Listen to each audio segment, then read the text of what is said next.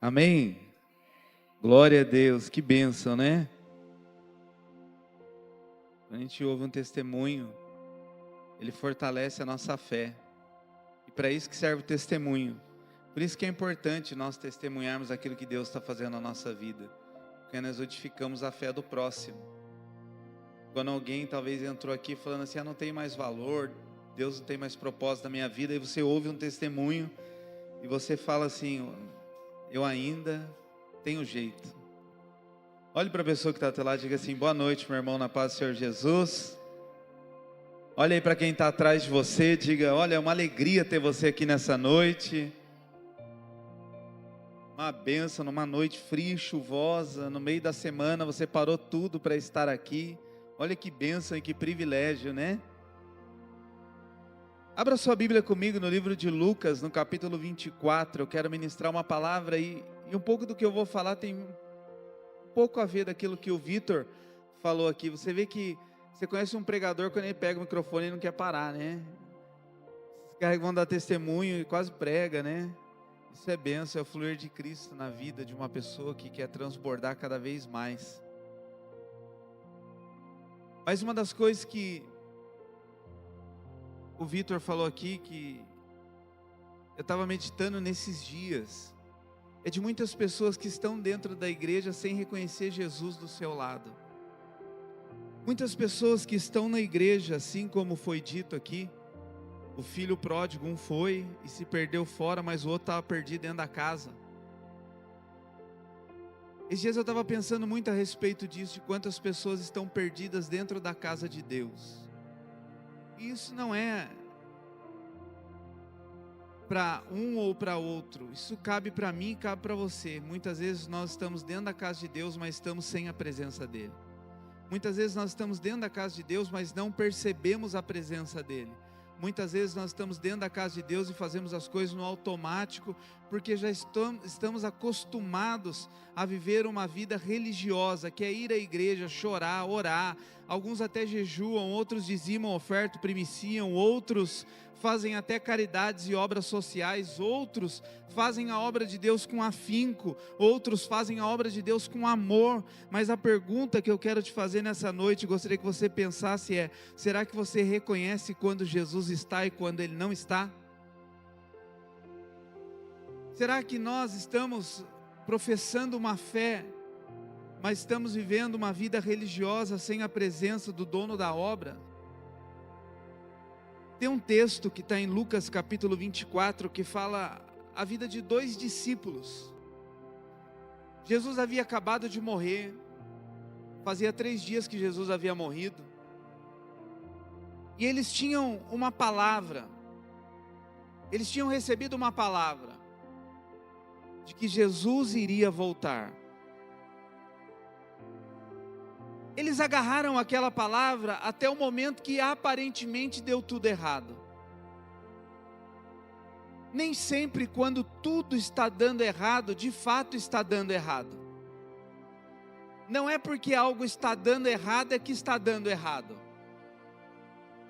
Porque a gente acha que quando está dando errado algo na nossa vida, é porque ou o diabo se levantou, ou porque as promessas de Deus não foram ditas por Ele, foi algo que subiu ao nosso coração, e então começamos a questionar todas as promessas, porque parece que está dando tudo errado, e nós não estamos caminhando na direção daquilo que Deus falou que iria acontecer.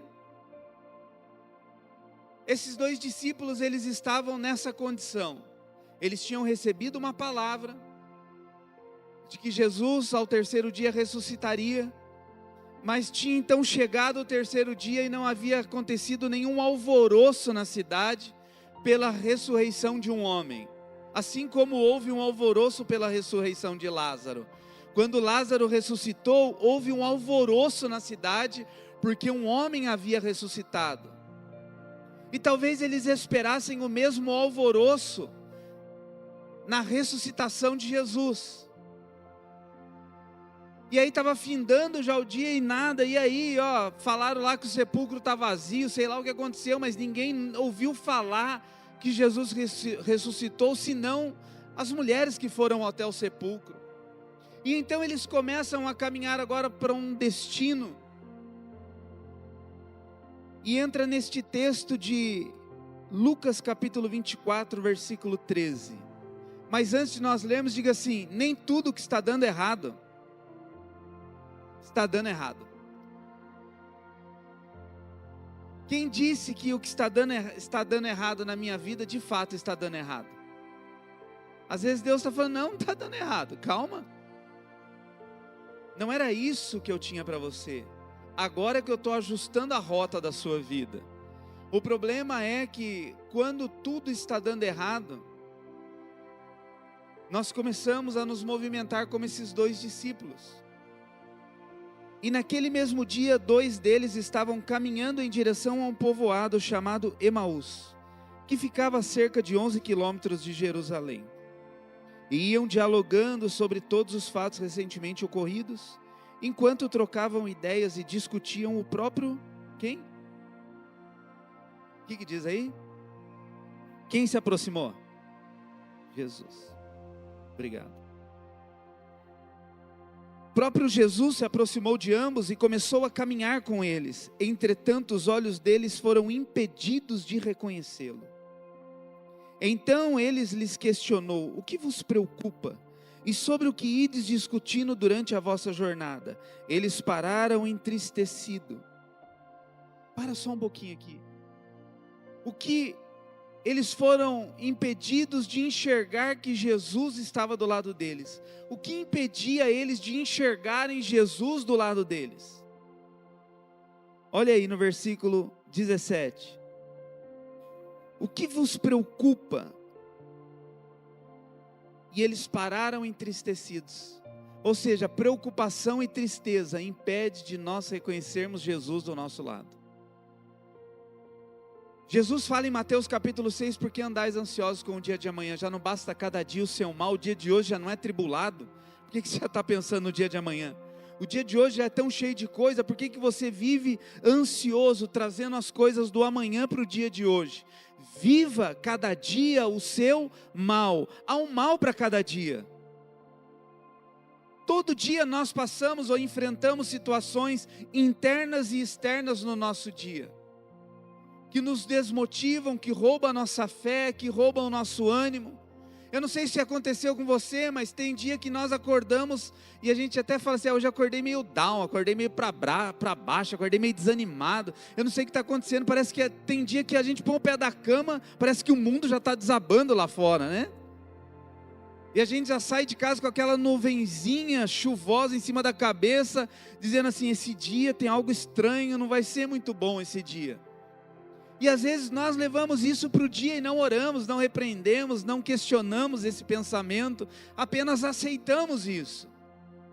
E aí de fato alguma coisa ruim acontece ao longo do nosso dia e nós vamos dizer o quê? Eu sabia que ia dar ruim, eu acordei desanimado. Talvez o desânimo, a tristeza, a angústia, as lutas fazem com que a gente não enxergue Jesus caminhando conosco. Jesus para esses 2 homens e fala assim, por que vocês estão aí desanimados? O que está acontecendo? Então eles param e ficam tristes e começam agora a liberar o que estava no coração deles. Diz assim, no versículo 18, no entanto, um deles chamado Cleopas, replicou-lhes, és o único, porventura, que tendo estado em Jerusalém, ignora os acontecimentos desses dias?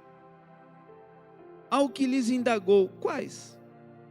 E eles começaram então a explanar. Olha que interessante, nós vamos expondo esse texto, depois a gente vai conversar sobre ele. Mas eles ficam indignados, como que um homem para e pergunta para eles, por que vocês estão tristes? Ele fala, como assim? Que mundo você vive? O dólar subiu, o dólar caiu, olha o preço do pão, olha o preço do feijão, olha o preço da picanha, né? Nem picanha, né? Não, olha o preço das coisas.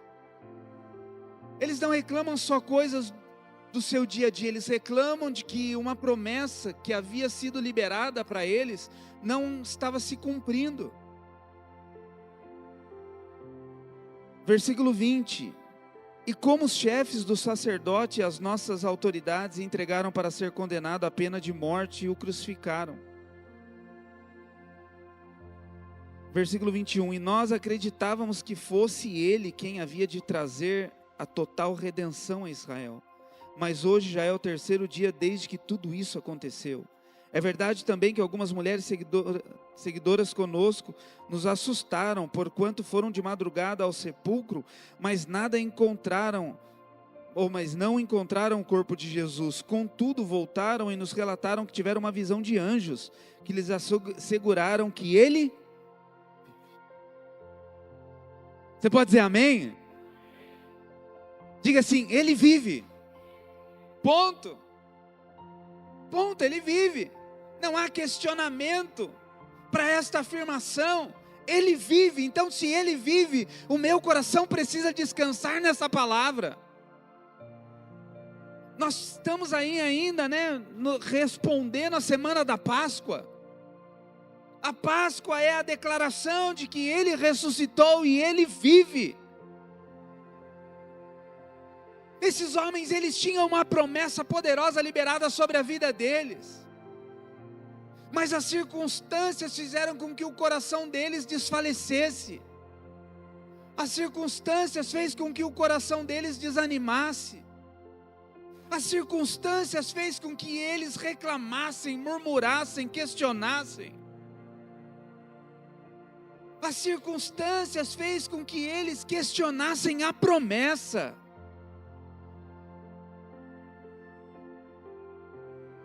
Versículo 25, então lhes admoestou Jesus, ó tolos de entendimento, e lentos de coração para crerem em tudo quanto os profetas já declararam a vós.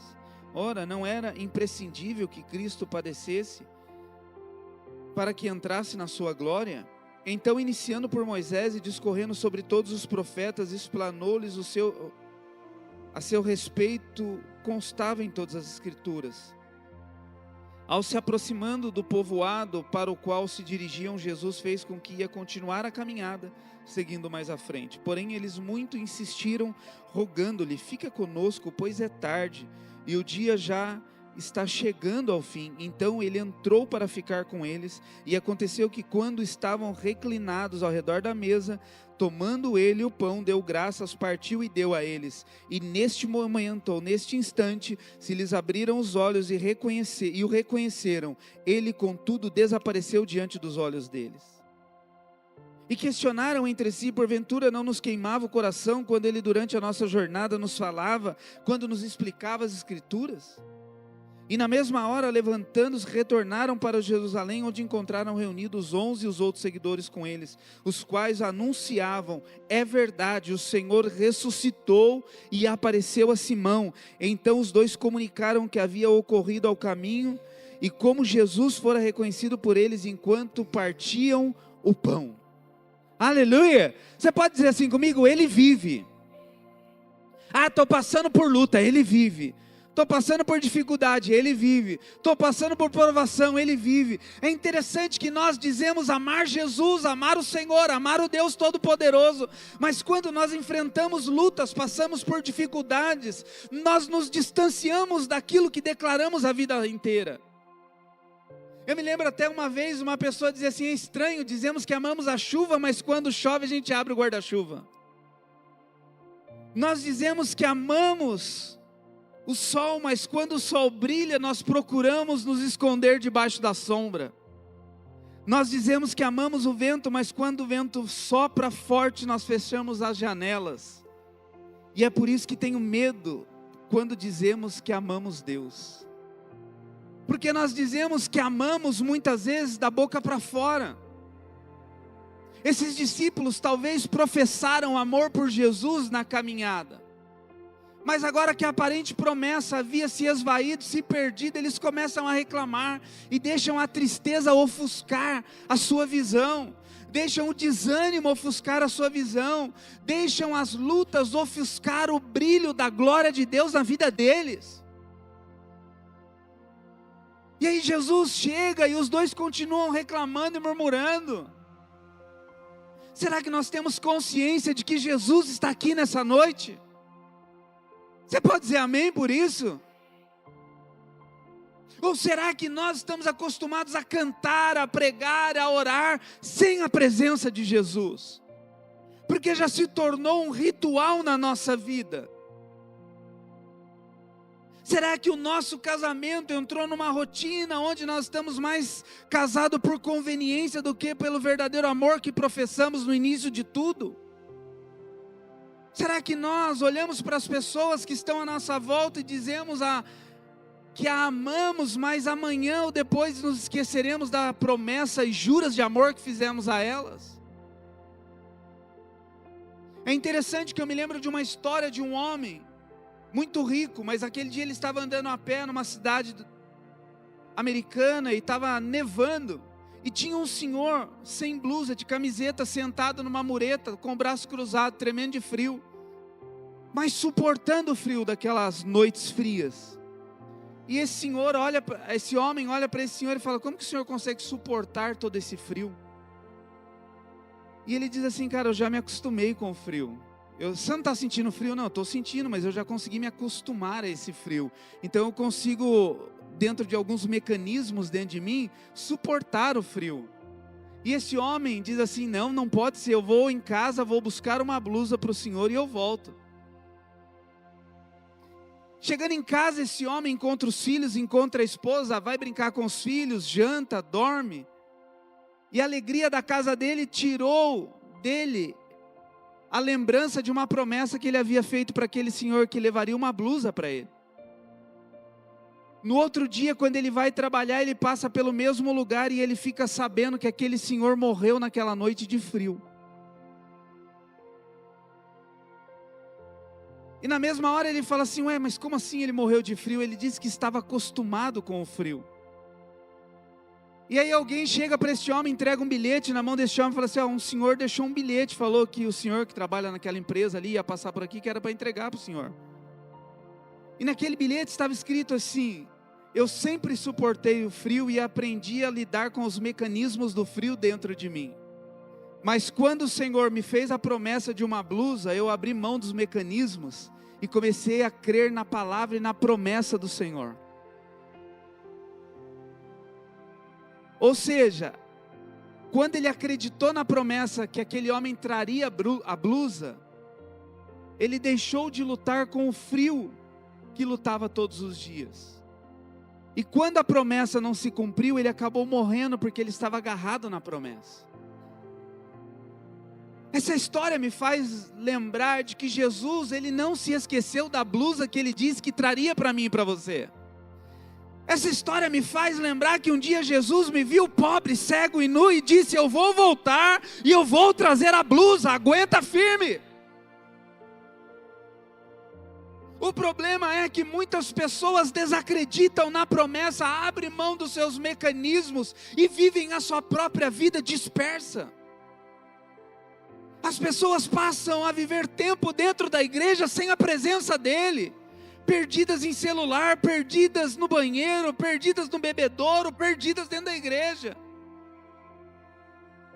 E quando vão embora dizem assim: foi mais um culto, Deus não falou comigo. Claro que Deus não falou com você. Ele falou num ambiente, o problema é que você estava disperso no ambiente. Às vezes é assim na nossa casa, nós passamos por luto e dizemos assim: cadê as promessas que Deus falou que iria cumprir? Ele vai cumprir, Ele vive. Ele foi ali buscar o casaco e volta já. Então para de reclamar, que nós paremos de murmurar. E que nós possamos entender que há um ambiente poderoso de Deus liberado. Diga para a pessoa que está do teu lado: se Ele te prometeu, Ele vai cumprir. Você crê nisso? Agora, o que Deus te prometeu? A pergunta é: o que Deus te prometeu? Porque tem coisas que é Deus que prometeu. Tem coisas que o meu próprio coração prometeu para mim mesmo. Tem coisas que Deus não prometeu, mas o meu coração deseja. Meu coração quer. E isso não é errado, isso não é pecado. A Bíblia vai dizer no livro de Filipenses capítulo 4, Jesus ele é Paulo dizendo aos Filipenses, falou assim: meu Deus suprirá todas as vossas necessidades. Agora, será que realmente nós acreditamos que Ele está vivo? E essa é uma noite, as quintas-feiras têm sido umas noites de liberações proféticas, tem sido noite onde nós respeitamos de fato a presença de Deus e reconhecemos o reino do Espírito e liberamos palavra no reino do Espírito, dizendo assim: eu reconheço um ambiente liberado e eu libero palavras, e eu carrego esse ambiente com palavras liberadas. É interessante que esses dois discípulos, eles são ministrados por Jesus ao longo do caminho. Jesus começa a pregar para eles. A coisa mais chata que tem é pregar para crente. É ou não é? Porque quem é convertido aqui há mais de 5 anos? Quantas vezes você já ouviu uma pregação sobre o caminho de Emaús? Talvez já está falando assim: nossa, de novo vai pregar sobre essa passagem. O pastor Sérgio já deve estar pensando assim: eu já preguei umas 3 vezes sobre isso. Mas acho, né, ao longo de todos isso aí. Eu já perdi as contas. Às vezes eu vou pregar uma mensagem sobre Davi e Golias, eu falo: não, de novo. Eu falo isso para mim mesmo. Quando Deus ministra uma palavra comigo sobre Davi e Golias, eu falo: Deus, de novo? Mas já preguei muito sobre isso. Agora você imagina Jesus pregando para os dois no meio do caminho. Jesus acho que estava ali: caramba, tem que pregar para crente. Meu Deus. Vamos aqui, já que a gente está no caminho, né? Vamos bater um papo sobre a palavra. E nem assim eles se atentam que era Jesus falando com eles. Eles estavam ali agora num ambiente onde a palavra estava sendo liberada, mas nem assim eles atentam para uma ministração no coração deles. Aí quando eles chegam no devido lugar que eles tinham que chegar, Jesus faz com que vai caminhar, Jesus faz com que foi e não foi, e eles falam: pô, vamos jantar com a gente, vamos comer com a gente. Aí depois você vai embora, poxa, não vai embora com fome. Isso eles aprenderam com Jesus. Jesus não despedia ninguém com fome. Então só não tem como você continuar a caminhada. Para aqui, come, depois o senhor vai. E aí quando Jesus se senta à mesa com eles, no partir do pão, a Bíblia então diz que os olhos de ambos o quê? Se abriram. Aleluia. Sabe, eu acho que é dia de nós orarmos para dizer ao Senhor: Senhor, que os meus olhos se abram, que eu murmure menos, que eu reclame menos, que eu viva menos desanimado, porque o Senhor vive. Eu sei que a sua unha encravada dói mais do que o infarto do seu vizinho. Nem a minha, porque a minha dor ela é minha. A minha dor ela é maior do que a dor de todo mundo. A minha dor, ela está doendo em mim. Então ela é potencializada por mim. Quando alguém fala para mim assim: nossa, meu tio teve um infarto. Fala: nossa, cara, e eu que estou com uma dor no joelho? A gente já ouviu por quê? Porque a minha dor, uma dor no joelho, ela é mais importante do que o infarto do vizinho. Por quê? Quem infartou foi o vizinho, mas a dor no joelho está doendo o meu. Então eu sei que talvez eu estou falando aqui nessa noite, você está dizendo assim: pastor, você não sabe o que eu estou passando, você não sabe a luta que eu estou enfrentando. Eu não desmereço a luta e os problemas que você está enfrentando, mas o que eu quero declarar nessa noite sobre a sua vida e sobre a minha vida é que Ele vive, e que se Ele me deu, Ele cuida, que se Ele falou que vai fazer, Ele vai fazer. Se Ele viu que eu estou com frio, que eu estou necessitado de uma blusa, Ele é o provedor da minha blusa, não homem nenhum. Esses dias eu estava fazendo uma meditação a respeito do cristão e do não cristão. Eu não me lembro onde eu estava, eu sei que eu parei para comprar um salgado numa lanchonete que tem perto da minha casa, para levar para minha filha, que ela leva o lanchinho lá da escola para a escola. E nisso que eu parei, estava vindo um cara daqui e um cara daqui, e eu parado aqui no meio, na vitrine aqui, pegando a coxinha. Aí o que estava vindo daqui já gritou pro outro: e aí, mano, beleza? Era 9h30 da manhã. E aí, mano, beleza? O outro: e aí, mano, beleza? Aí o que estava vindo daqui parou e falou: ô, mano, chega aí, meu, pega uma coxinha, uma coca aí. Aí eu fiquei ali, né, tava pagando. Aí o cara: ô, meu, mó fome essa hora. Não, pega aí, pô, uma coxinha, uma coca. E cara, eu não vejo crente pagando coxinha e coca. Não vejo. Crente tudo vamos dividir a conta.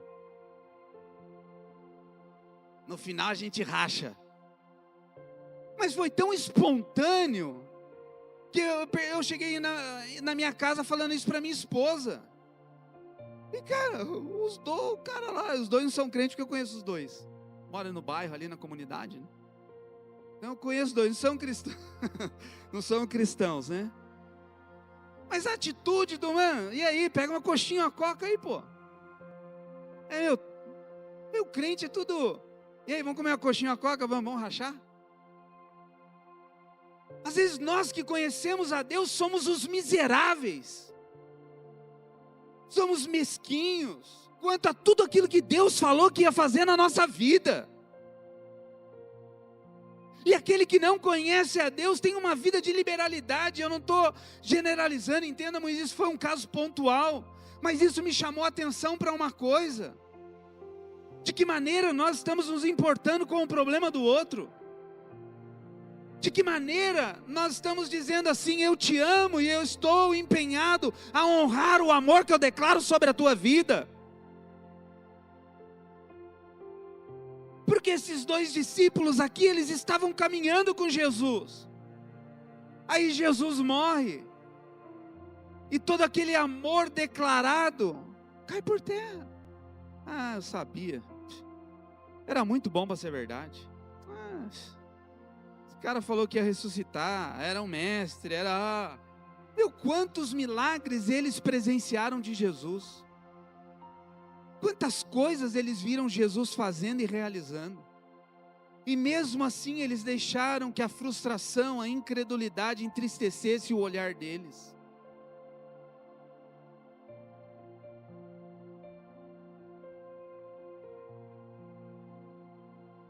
É interessante que Jesus caminha do lado deles e em momento nenhum acusa eles. Jesus não acusou eles de incrédulos, Jesus não acusou eles de desanimados ou do que seja. Jesus os animou com a palavra. Jesus apresentou a eles a palavra que era Ele. No momento da mesa, os olhos deles se abrem. No momento de comunhão, Jesus teve um tempo de comunhão com eles, agora de fato numa mesa, e os olhos deles são abertos para eles enxergarem que a promessa estava ali. Diga assim: a minha bênção está aqui.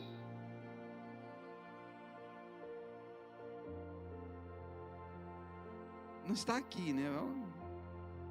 Está aqui, a minha bênção já foi liberada, tudo que eu preciso já foi liberado por Deus. Mas às vezes nós somos desanimados para acessar aquilo que Deus já falou que vai realizar na nossa vida. Por quê? Porque os nossos olhos fazem com que nós venhamos desanimar. Por quê? Porque nós conversamos com pessoas desanimadas. Porque nós ouvimos pessoas que não estão caminhando na mesma fé que nós estamos. Porque nós, muitas vezes, nos associamos a incrédulos. Porque muitas vezes nós nos associamos a pessoas que não são instrumentos de Deus na nossa vida. Você pode ver que os dois encontrou ali, você sabe que um desanimado sempre encontra outro desanimado para conversar, né? É incrível. Um desanimado sempre vai encostar no outro desanimado. Chovendo, sem guarda-chuva, né? É interessante que se a gente pensar a respeito da chuva, tá sol, a gente quer chuva, tá chuva, a gente quer sol. Tá calor, a gente quer frio, tá frio, a gente quer calor. Agora o povo começa a postar, eu falo: nossa, muito obrigado. Tem gente que posta assim: olha, hoje vai fazer 14 graus. Eu falo: nossa, obrigado por me avisar. Ai, agora eu vou tomar um chá. Ai, que saudade da Coca-Cola gelada. Esses 2 discípulos estavam assim. Moiou. Deu ruim. Jesus prometeu tanta coisa. Morreu. E junto com Jesus, morreu aparentemente os sonhos, os planos e os projetos deles. Mas Jesus não estava morto. Jesus estava vivo. Aleluia! Então diga para a pessoa que está do teu lado, não deixa morrer os teus sonhos, os teus planos, os teus projetos. Aleluia! Mas sabe, e aí eu vou caminhando já para o final, mas sabe como que a gente deixa morrer planos, sonhos, projetos? Porque nós associamos o nosso ouvido à boca de quem não caminha na mesma fé que a gente. Porque nós muitas vezes nos associamos a situações que Deus não está. Porque muitas vezes nós nos associamos a quem não crê que Deus faz. E deixamos de andar, deixamos de honrar, deixamos de estar ao lado de pessoas que de fato são bocas de Deus para a nossa vida. E ali estava um desanimado consolando o outro. Só que quando eles têm uma visão plena agora de que Jesus estava vivo, eles correm para o ambiente da glória, da presença, que é na comunhão dos santos. Você imagina esses 2 homens, acabam de comer e saem correndo 11 quilômetros. Porque diz que eles estavam 11 quilômetros de Jerusalém, agora eles têm que voltar correndo 11 quilômetros. E quando eles chegam, eles ouvem dizer que Jesus apareceu para Simão. Aí eles falam, opa, peraí, Jesus apareceu para nós também. Aleluia. O que Deus te prometeu, Ele vai cumprir. Não espere de homens, não coloque a sua expectativa em homem. Eu coloquei a minha expectativa, irmão. Como a gente se frustra em colocar expectativa em pessoas. Como a gente se frustra. E às vezes a pessoa, ela nos dá até uma esperança de que vai trazer um casaco para nós. Mas qualquer coisa que acontece no meio do caminho será mais importante. Porque aconteceu com ela. Aquele homem do casaco, lembra da história do homem do casaco? Não que ele tivesse desprezado o Senhor num frio, mas a situação da casa dele o envolveu, e era uma situação talvez não com certeza verdadeira, que ele esqueceu o próximo. Mas o próximo estava empenhado numa palavra que ele liberou. Quando nós nos apoiamos e nos empenhamos na palavra que o outro liberou, é muito perigoso. Porque o outro vai se esquecer em algum momento de mim e de você. Pastor, mas o que é isso? É frustração? Não, é realidade. Nós precisamos trabalhar no campo da fé e no campo da realidade. Tem um pregador que chama Jaime Kemp, ele é pregador, ele é muito conhecido para escrever para noivos. Eu nem sei se ele está vivo ainda. Era um senhor. Mas eu me lembro que eu li um livro dele que na abertura do livro dizia assim: a minha responsabilidade é tirar a cabeça do jovem das nuvens e colocar o pé dele no chão. Então ele escrevia livro para jovens dizendo assim: para que esse papinho de que morar embaixo da ponte, que você mora até debaixo da ponte. Ele fala, menos. Então ele escrevia um livro e a fala dele sempre foi: a minha responsabilidade como pregador da palavra é tirar a cabeça do jovem das nuvens e colocar o pé dele no chão. Dizer para ele que há um campo de fé, mas há um campo de realidade. E o que Jesus estava dizendo para esses homens, nas entrelinhas, é: a promessa está aqui. Mas talvez nós estamos tão entristecidos, tão chateados, tão desanimados, que nós não vemos. E aí quando alguém de fora diz assim: não, mas Jesus não prometeu, Ele vai cumprir. Quantas vezes já ouviu alguém dizer assim: vai nada, Você já ouviu alguém dizer assim, eu não acredito mais? Quem já ouviu alguém dizer isso? Olhe para a pessoa que está do teu lado e fala assim, acredita! Acredita, meu irmão! Aí a gente fala assim às vezes, tá difícil mesmo. Em vez de nós sermos os injetores de fé, muitas vezes nós somos aquele que diz assim, sei não, hein? Porque assim estão os dois crentes. Um desanimado, com o outro desanimado, encostou, falou, não vai cumprir, não vai.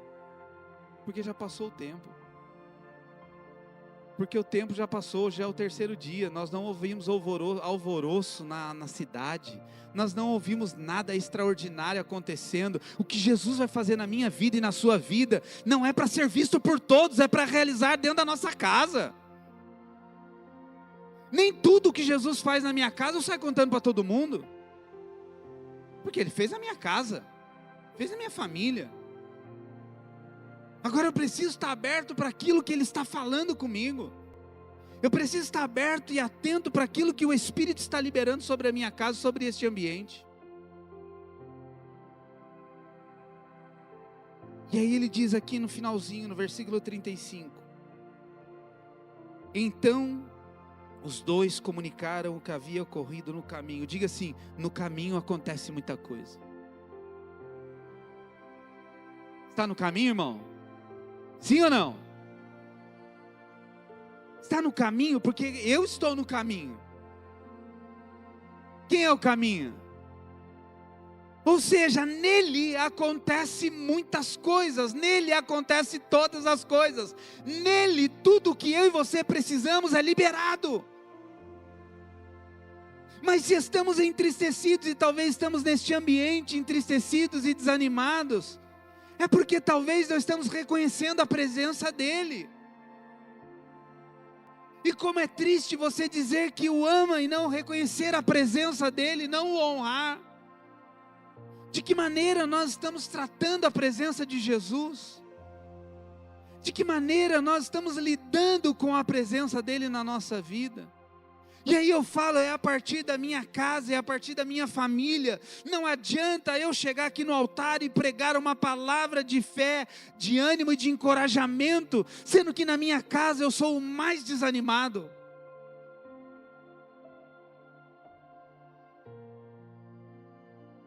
Sendo que na minha casa eu sou o mais incrédulo, mais tribulado. A minha esposa, quando eu prego, ela fica sempre no primeiro banco. Então eu sempre tenho um olhar que me cruza. Porque se eu for falar qualquer coisa que eu não vivo, ela vai assim, Se eu experimentar falar qualquer coisa que não corresponde ao que eu vivo dentro da minha casa, eu não estou vivendo uma vida coerente com o Evangelho. E o que a minha casa espera de mim é coerência. O que a minha família espera de mim é coerência. É eu professar uma fé e tentar viver ao máximo segundo esta fé que eu prego. É fácil? Não, é muito difícil. Irmão, como é difícil murmurar. Como é fácil murmurar. E como é difícil ter uma palavra de fé a todo momento. Esses dias eu tenho passado por isso, amigo. Tem hora que eu fico parecendo um mutri.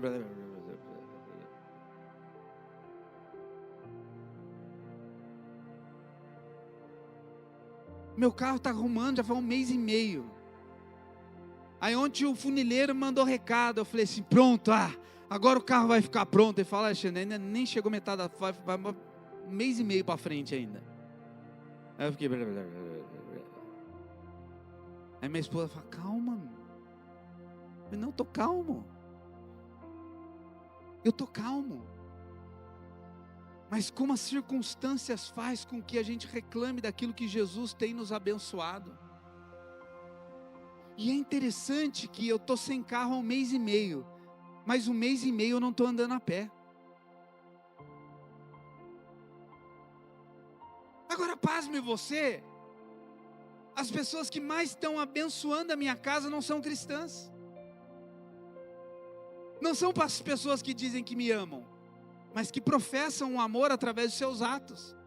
Todo dia vai chegando a hora da Rebeca ir para a escola, eu falo, vou chamar o Uber, eu escuto, bip, bip. Aí está lá um lá, não vai levar a Rebeca para a escola? Eu falo, vou. Então, pô, vim aqui para a gente levar a Rebeca para a escola. Aí eu vou buscar a Rebeca, eu estou pensando em buscar a Rebeca, a hora que eu me preparo para chamar o Uber. De novo, toco o celular.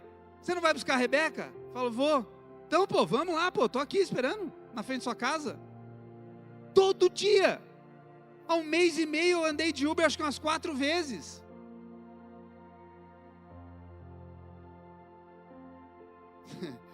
O celular dando a bateria. Deixa lá. Agora diga para a pessoa que está do teu lado, quem cuida de você é Deus. Você pode dizer amém por isso? E eu quero encerrar com isso. Quem cuida de você é Deus. Quem cuida da sua casa é Deus. Quem cuida da sua família é Deus. Aleluia. Interessante que a gente estava vindo no carro agora há pouco. Minha filha falou assim no carro, nossa papai, ainda bem que o nosso carro não deu PT, né? Não sei de onde que ela tirou isso, né? Falei, graças a Deus, filho, o PT não entra na nossa vida.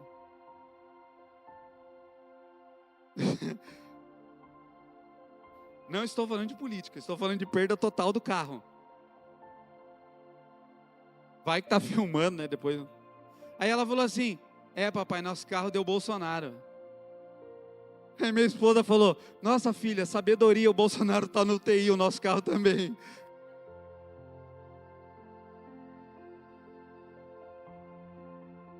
Mas é interessante quando a nossa casa, ela vive esse momento também de fé. A nossa casa também vive este ambiente de oração, de espera, de entrega, de renúncia. A gente ri das dificuldades, a gente chora também, dá uma reclamada também, mas o que nós não podemos perder é a presença de Jesus. O que nós não podemos é deixar de acreditar que se Ele falou que vai fazer, Ele vai fazer.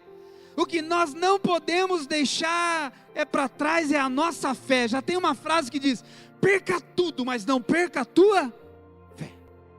Se coloque em pé para nós orarmos. Eu quero orar com você.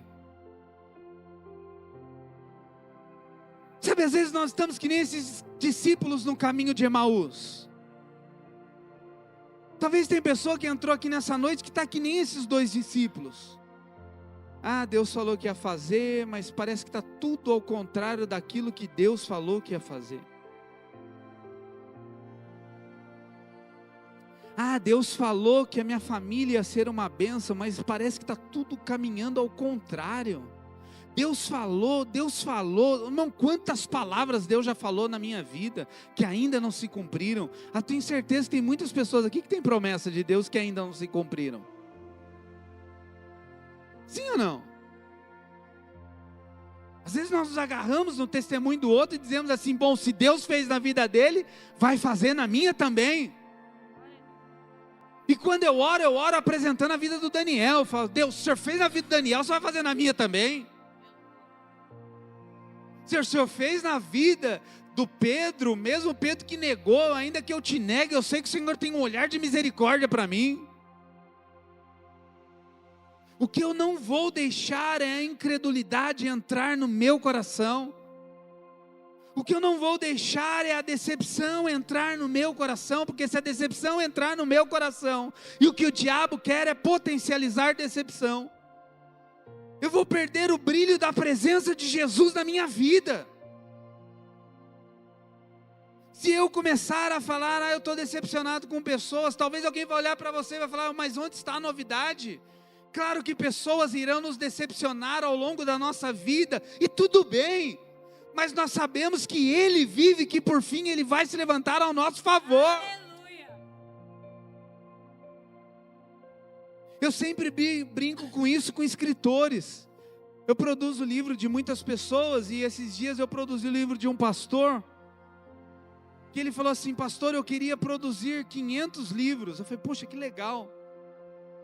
Ele falou, porque eu estou com uma expectativa muito grande. E aí a minha condição foi que nem a do Jaime Kemp. Eu falei, minha função como conselheiro, não é, como mentor de escritores de livro, é dizer assim, olha, muito legal, mas diminui um pouco a expectativa.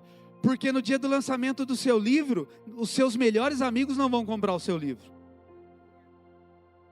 Você sabia que tem melhores amigos meus que não têm meu livro? Eu não vou nem pedir para levantar a mão aqui. Tem pessoa aqui que não tem todos os meus livros. E tudo bem.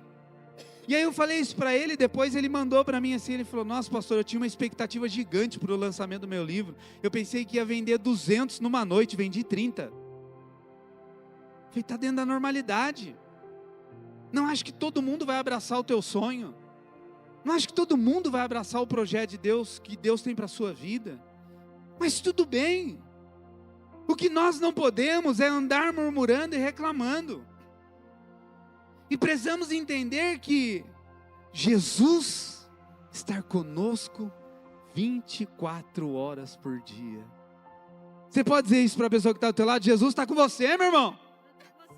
Então se você entrou aqui decepcionado com seu marido, com a sua esposa, com seus filhos, que nessa noite, em nome de Jesus, toda decepção caia, porque o diabo ele quer potencializar a decepção.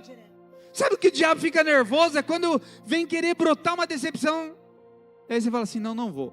Esses dias eu e minha esposa, a gente estava em casa estudando sobre colérico, sobre sanguíneo. Minha esposa ela é muito esperta, é mulher sábia, né? Na hora do almoço, ela sabe que eu sou colérico, aí ela coloca a Fernanda Boaventura, que vai pregar aqui na Conferência de Mulheres, ela coloca a Fernanda Boaventura para falar sobre o colérico. Aí a Fernanda Boaventura começa a falar assim, eu quero falar para vocês o que ninguém tem coragem de falar. Aí a gente almoçando e a Fernanda Boaventura só descendo a lenha no colérico. Aí minha esposa, tá ouvindo, amor? Aí eu falei, calma, vamos ouvir a parte do sanguíneo agora. Cada um tem uma personalidade diferente, cada um trata com as situações da vida de maneira diferente. Mas nós precisamos entender que o nosso ponto comum é Jesus. Amém? Diga assim, eu tenho Jesus e ponto. Aleluia! Se alguém disser para você assim, está dando tudo errado, não, eu sei, mas eu tenho Jesus. A Bíblia diz que Ele está vivo e eu acredito nisso. A Bíblia diz que Ele foi lá buscar a blusa para mim e eu vou superar as dificuldades do dia a dia porque Ele vai voltar.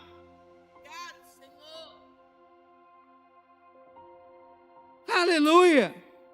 Então que nessa noite, nesse ambiente profético, você possa liberar essa palavra nesta noite. A decepção você não vai ser potencializada dentro de mim, porque eu sei que o meu Redentor vive.